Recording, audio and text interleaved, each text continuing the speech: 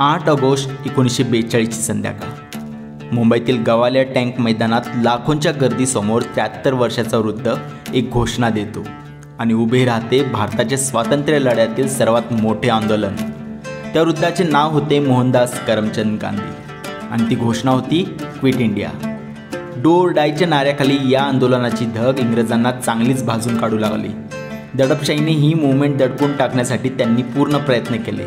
त्याचाच भाग म्हणजे महात्मा गांधींना पुण्यातल्या आगा खान पॅलेसमध्ये नजरकैद करणे।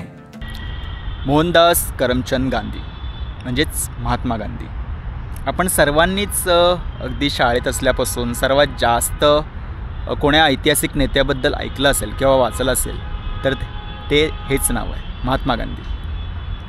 त्यामुळे साहजिकच मलाही अगदी बालवयातूनच या नावाबद्दल, या व्यक्तिमत्वाबद्दल कुतूहल होतं आणि ते आजही आहे।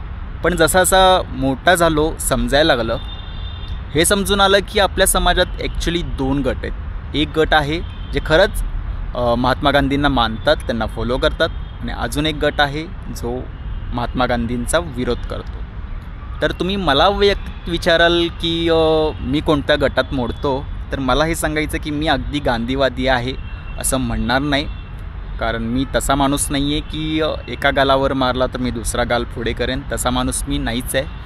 आणि पण माझं स्पष्ट मत आहे की महात्मा गांधींनी जे देशासाठी काम केले, भलेही त्यांचा रूट वेगळे होते, कारण प्रत्येकाची विचारधारा सेम नव्हती।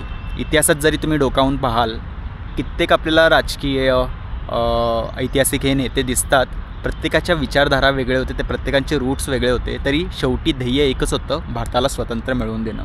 आणि त्यासाठीच महात्मा गांधींनीही त्याग केलेला आहे आणि त्यांचा जो लढा होता, जो संघर्ष होता, तो नक्कीच महान होता।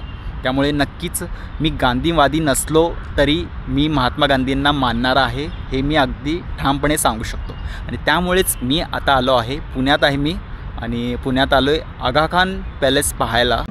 पुण्यातल्या कल्याणी नगरमध्ये हा पॅलेस आहे। इथे पोहोचण्यासाठी सर्वोत्तम पर्याय मेट्रो आहे। जवळचे मेट्रो स्टेशन रामवाडी आहे। स्टेशनपासून इथपर्यंतचे अंतर 1.5 किलोमीटर आहे। इथल्या तिकीट काउंटरवर कॅशचा पर्याय नाही, तर इथे लावलेला QR कोड स्कॅन करून तुम्हाला ऑनलाईन तिकीट घ्यावं लागतं। तिकीट दर प्रति व्यक्ती 20 रुपये मात्र आहे। हे मेमोरियल आठवड्याचे 7ही दिवस सकाळी 9 ते संध्याकाळी 5:30 पर्यंत खुले असते। इंडो-सारा सैनिक स्थापत्य शैलीतल्या या सुंदर वास्तूची निर्मिती 1892 मध्ये आगा खान तिसरा याने करवली होती।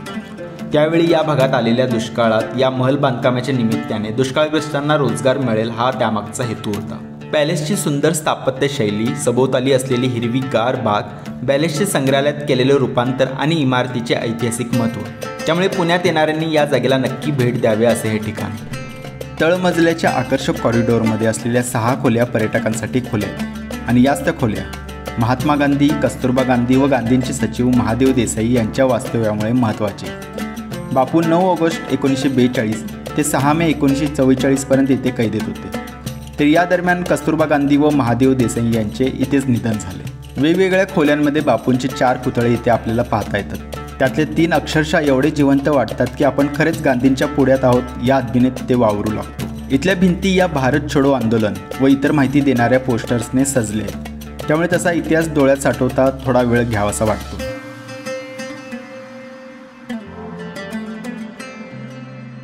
या खोलीतील ही प्रतिकृती क्विट इंडिया मूव्हमेंटची साक्ष देते।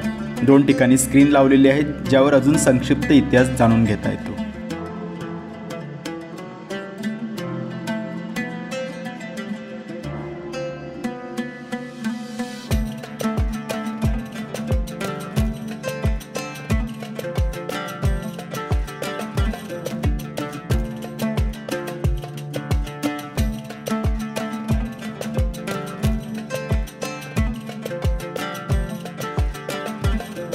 महात्मा गांधी आणि कस्तुरबा गांधी याच खोलीत राहायचे। ही खोली मात्र काचेने बंदिस्त आहे। गांधींच्या वापरातल्या वस्तू आपल्याला इथे पाहता येतात।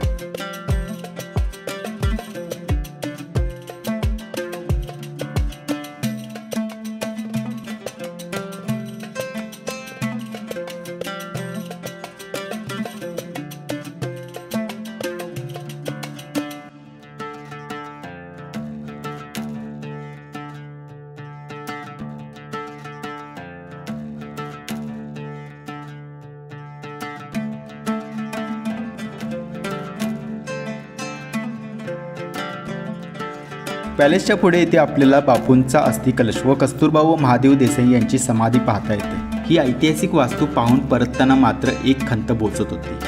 इथल्या बागेत पाहेन तिथे कपल्स दिसत होते। ही वास्तू देशभक्तांना साथ घालत आहे, पण वास्तुस्थिती ही की हे एक कपल पॉइंट बनले आहे।